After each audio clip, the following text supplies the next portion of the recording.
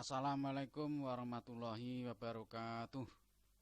Salam sejahtera untuk kita semua. Adik-adik mahasiswa, sekarang kita sampai bab pertama, part yang kedua. Kita bahas mengenai gaya-gaya tak sejajar. Gaya-gaya tak sejajar, bila terjadi keseimbangan, gaya-gaya tersebut bertemu pada satu titik. Tiga gaya tidak sejajar. Ini ada beberapa kasus. Untuk kasus yang pertama, bila pada batang bekerja tiga gaya, F1, F2, dan F3, arah dan besarnya F1, F2 diketahui, maka sistem batang akan seimbang bila F3 sebagai vektor penutup dari dua vektor gaya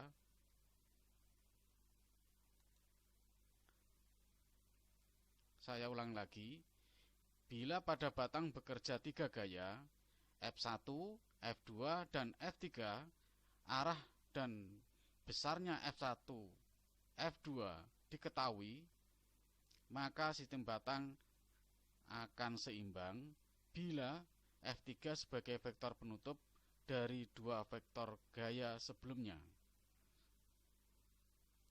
Mari sama-sama kita lihat contoh kasusnya. Ini ada mekanisme engkol peluncur. Di sini ada batang 2, O2A itu batang 2, kemudian AB itu batang 3, kemudian batang 4 di sini torak atau piston. Mana torak ini bergerak lurus, sedangkan batang 2 ini bergerak memutar, berrotasi. Nah, bila ini kita buat free body diagram. Nah, bila batang O2A di sini ada gaya F1.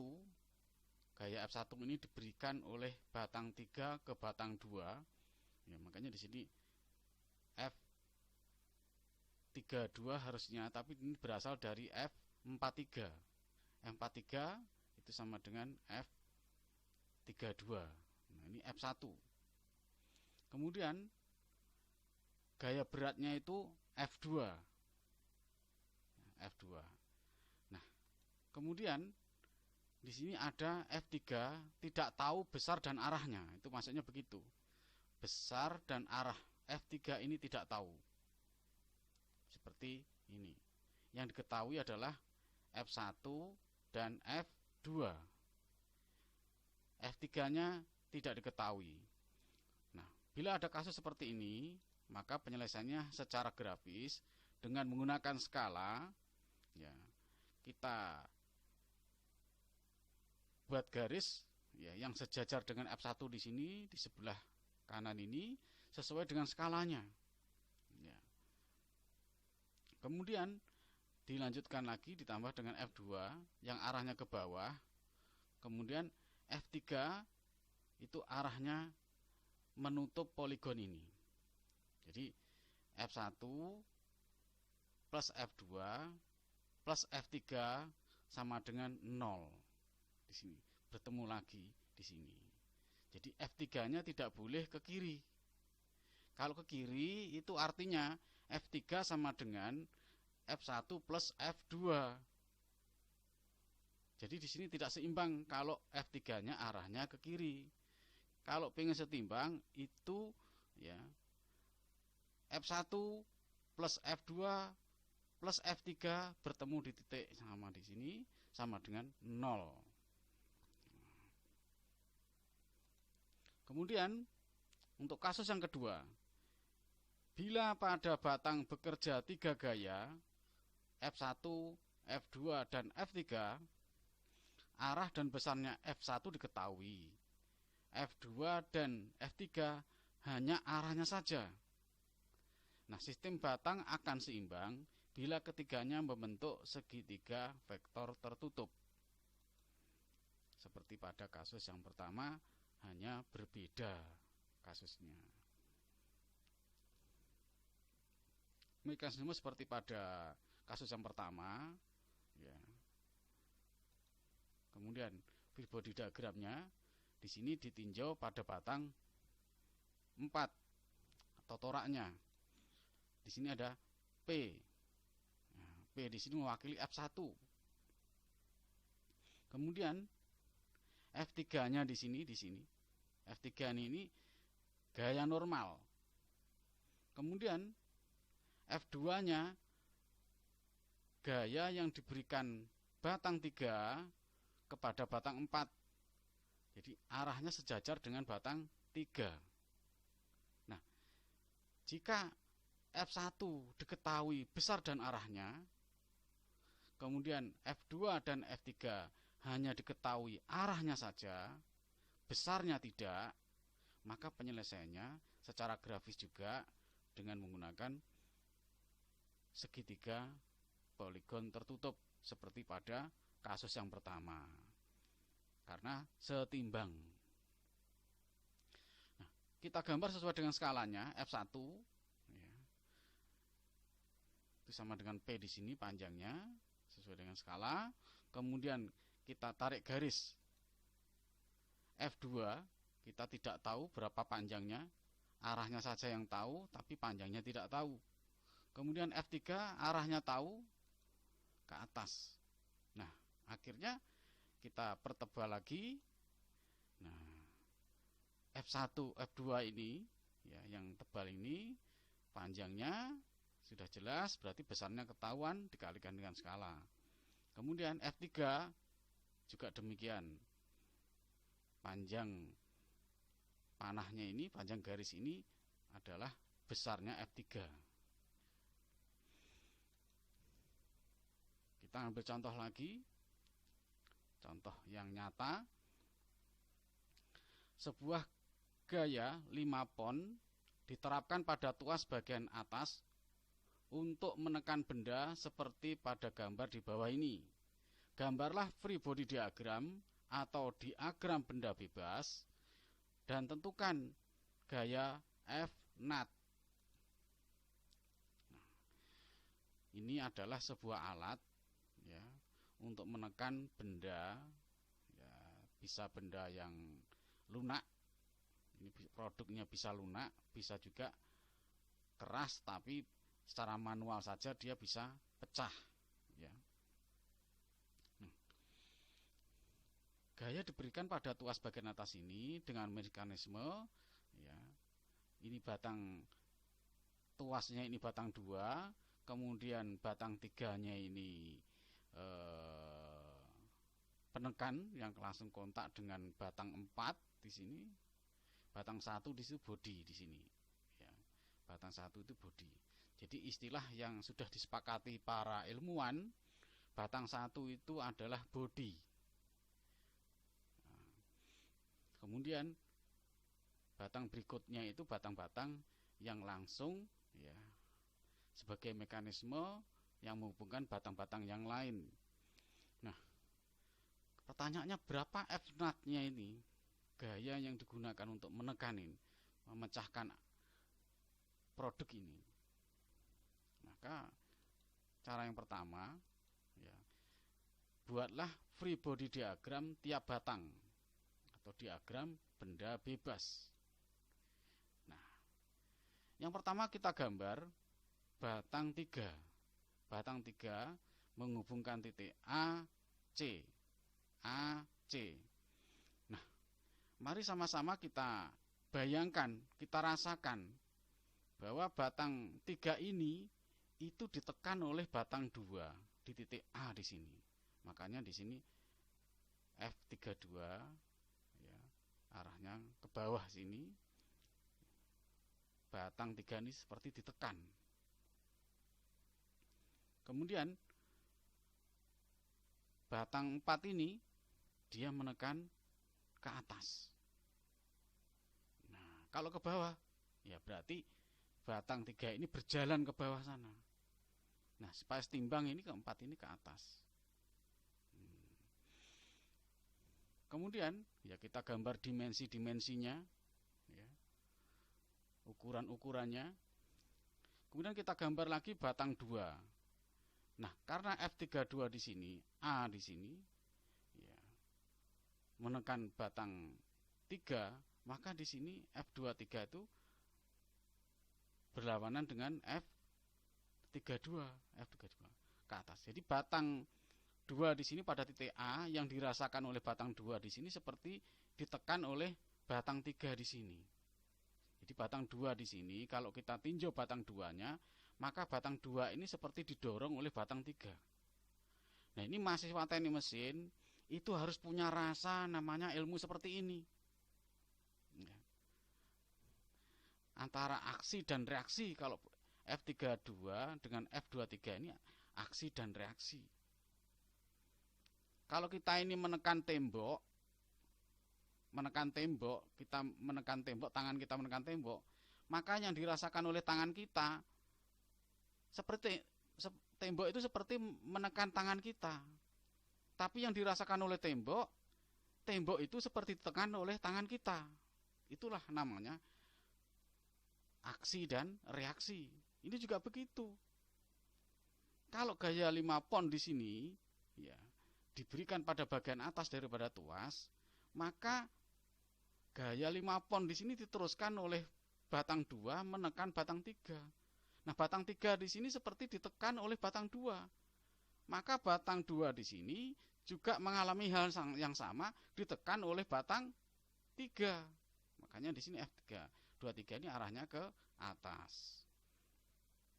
Demikian juga pada titik B di sini yang berhubungan dengan batang 1. Maka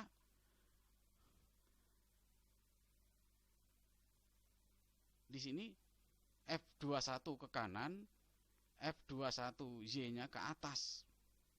Ini gaya normal. Dan ini boleh-boleh saja. Anda mahasiswa dibalik dari atas ke bawah, ini dari kanan ke kiri juga boleh. Ya. Nanti kita lihat persamaan momennya. Ya. Tapi untuk kasus ini kita buat sederhana dulu. Ya. Kemudian pada batang 4, nah, ketika di sini F reaksi di sini arahnya ke atas, maka di sini ke bawah. Jadi batang 4 ini seperti ditekan oleh batang 3. Maka supaya setimbang, F0-nya itu ke atas, F41-nya ke kanan. Ini supaya setimbang. Kalau F0-nya ini ke bawah, maka yang terjadi tidak setimbang, dia akan berjalan ke bawah. Nah, karena F0-nya ini ke atas, ya, maka akan setimbang. Karena gaya yang diberikan oleh F43 di sini menekan ke bawah di sini, ya, akan dilawan oleh F0. Memang batang 4 ini menekan benda ini, produk yang bulat ini ditekan. Produk bulat ini ditekan oleh batang 4. Tetapi ketika dilepas, ya, yang dirasakan oleh benda bulat ini kan ditekan oleh batang 4. Kalau yang dirasakan itu benda bulat. Tapi kalau yang dirasakan oleh nat ini, maka nat ini pada permukaannya seperti ditekan oleh benda ini. Sehingga F0-nya itu ke atas. Nah, ini yang perlu dicatat oleh mahasiswa. Ya. Harus punya rasa terhadap ilmu-ilmu, ya, sehingga untuk keseimbangan statis itu bisa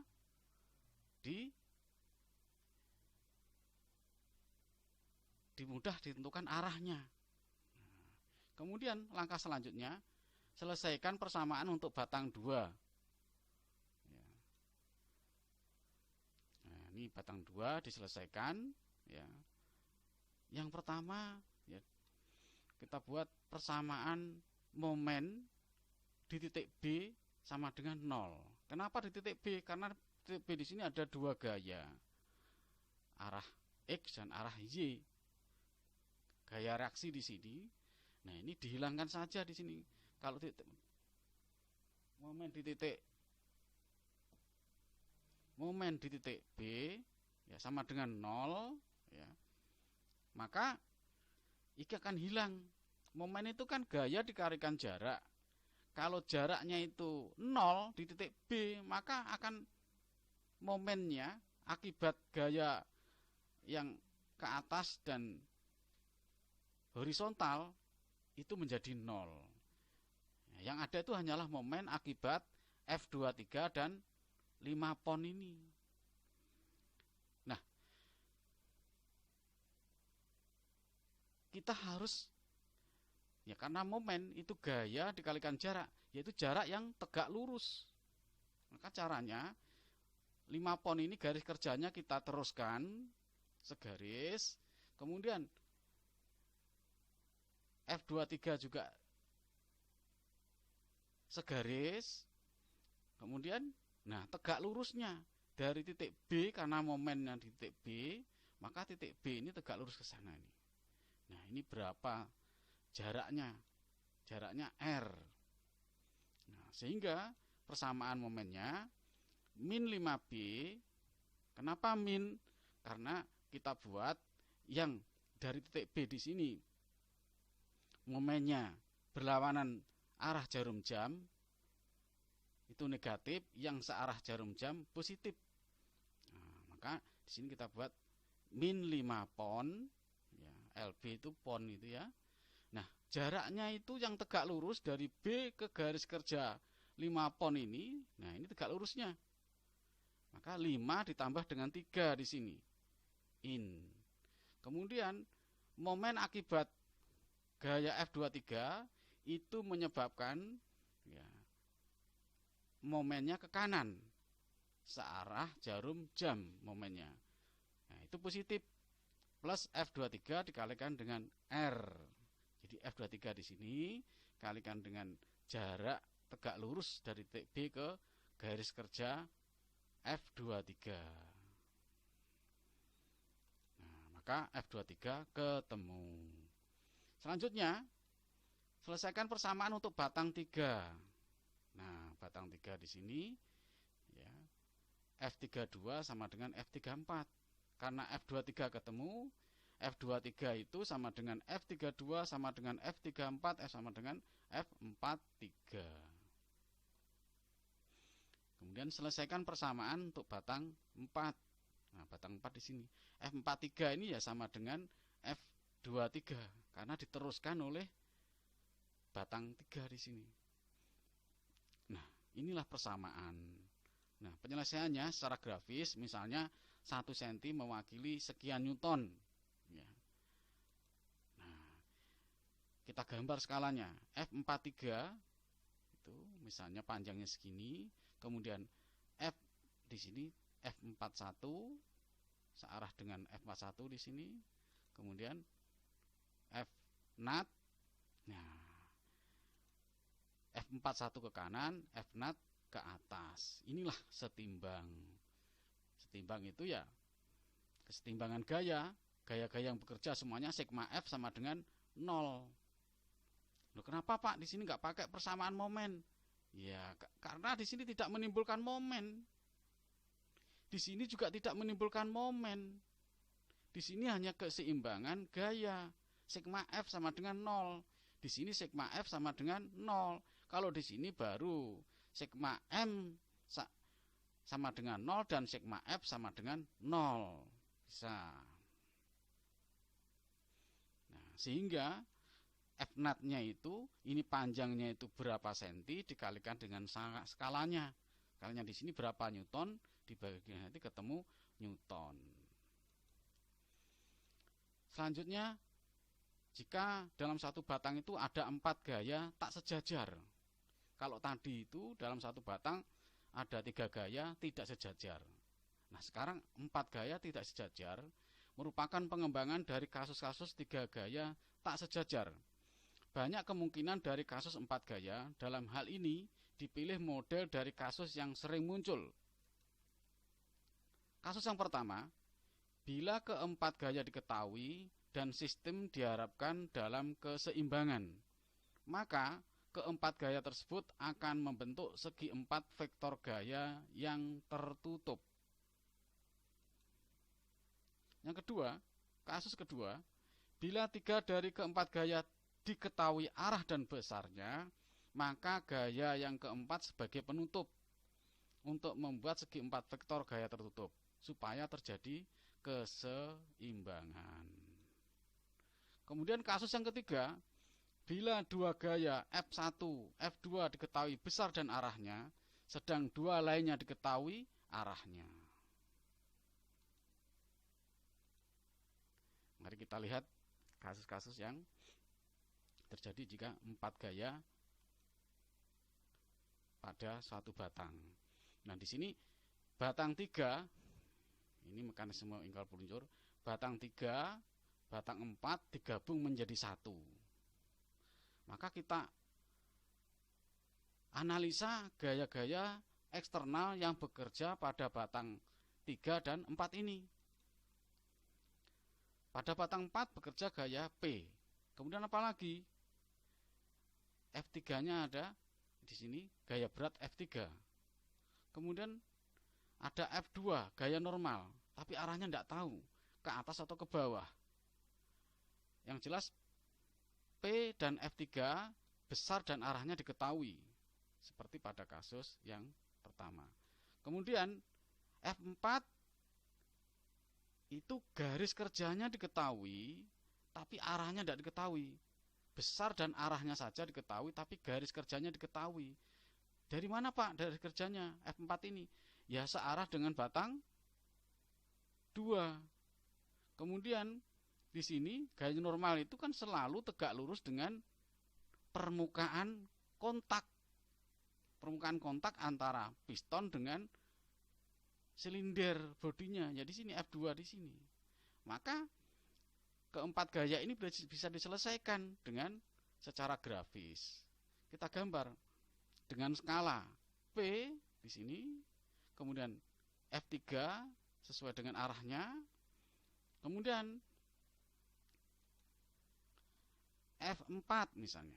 F4 ini garis kerjanya diketahui, ini sejajar F4 yang atas ini dengan F4 yang bawah. Di sini pada free body diagram, pada skala grafis di sini sejajar, panjangnya kita tidak tahu. Kemudian F2 ditarik di sini. Nah, kita teruskan ke sana. Nah, dari sini ke atas inilah F4. Kemudian, nah di sini F2. Sehingga bisa diketahui besarnya dan arah.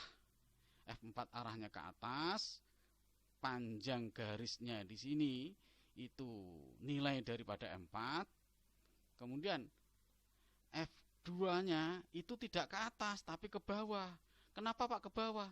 Ya karena persamaan kesetimbangan, syarat dari kesetimbangan itu jika digambar secara grafis, maka dia akan membentuk poligon yang tertutup.